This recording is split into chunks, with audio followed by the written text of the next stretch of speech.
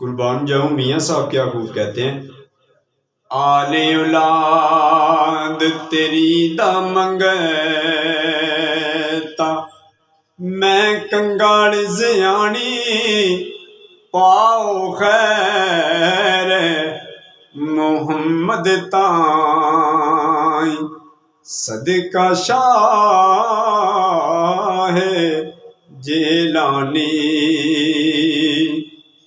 ते ना कर बंदिया तू मेरी मेरी ना तेरी ना मेरी टै जाने एक कोठियां बंगैले जद अख लेखाने फेरी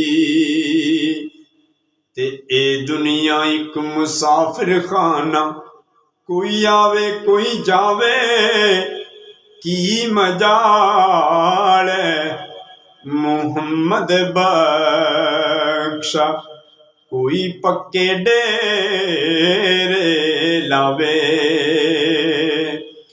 ते जीवन जीवन हर कोई आखे मौत खड़ी सिर उत्ते तेरे नालों सोने सोने विच खाक जा सुते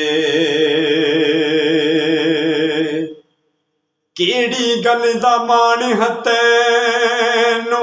मियाँ साहब क्या खूब कहते हैं, केड़ी गल दा मान है तैनू ते किए तेरे पल्ले 700 साल भावें उम्र होवे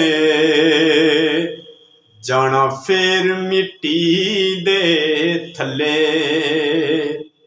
वीडियो अच्छी लगे चैनल को जरूर सब्सक्राइब करें। शुक्रिया।